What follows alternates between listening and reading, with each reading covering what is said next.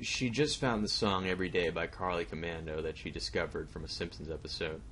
As soon as the song began, a small spider, probably a baby, glided downwards, gently swinging from the lamp above the computer.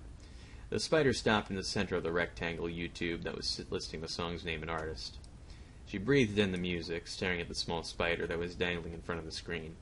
She let it sit and enjoy the music with her. She almost felt bad when she swiftly crushed her with a tissue while the final notes rang through the air. The spider had spent the last moments of his life soaking in a beautiful song that was actually used in the episode of The Simpsons when Homer jumped off of a bridge attempting to kill himself and his life flashed before his eyes.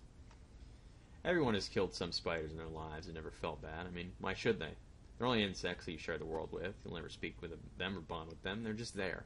Sometimes they'll make you a human sick, or on rare occasions maybe even kill one. Humans are the same way. One will die, and unless you cared about them, the most you'll feel is a small shot of sadness. The feeling can disappear into the breeze as easily as it arrived. Everyone else is just there. You might talk to them, but if they're gone, it is easier to move on with each passing second. Every emotion you feel eventually subsides until you're one of the other people spilling tears over. Humans are naturally very dramatic creatures that get bored easily. They're selfish and almost too willing to adapt to something just so that they can be comfortable. The reason humans seek out movies, books, or any stories is so that they can feel some sort of emotion. Why do they hunger for emotion so much? The answer is simple. They can never adapt to emotion, therefore it is thrilling even as if it is gone as fast as it came.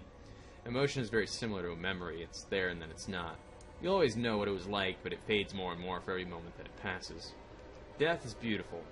Whether it is the muscles, including the legs and the heart, lungs and the heart, finally relaxing or blood stroking your skin. When you're dying, there is no need to care about anything anymore, and free to enjoy the pain and fear and soothingness of your life slipping away. I wish more people would just focus on the exciting new feeling they've been searching for all their life when that short but everlasting moment of death comes. It's sad that all those billions of people can't hear the song that plays. So sad that those people refuse to listen to the lyrics of their memory and in the rhythm of their heart. I suppose if they can't hear their own song, they could try to listen to another.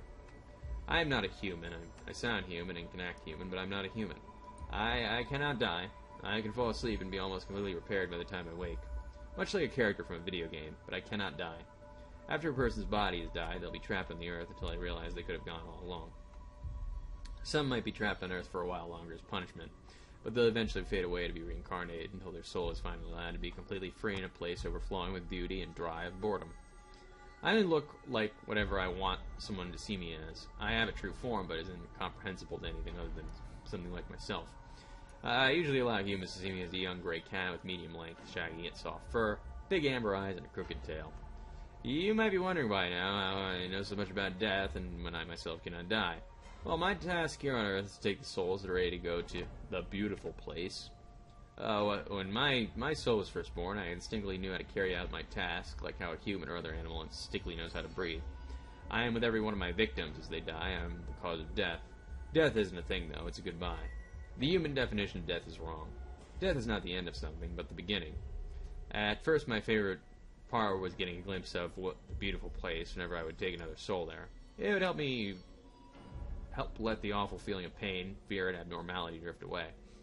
Eventually, I knew that I would never enter the beautiful place until another soul has been the same as me was my cause of death. I gave up on trying to admire the place that did nothing but taunt me. Now I know the best part of my task is feeling death whenever I deliver it. I talked about how everyone and everything else is just there. That's also how I feel about you. The only part of you that is significant to me is your death. By the way, do you remember the girl that I mentioned at the beginning of this story? Well, I have taken her to the beautiful place. Her death was caused by a spider bite from a brown recluse shortly after she killed its baby. The brown recluse is a small spider with its back in the shape of a violin just behind its head. It is also known as the violin spider.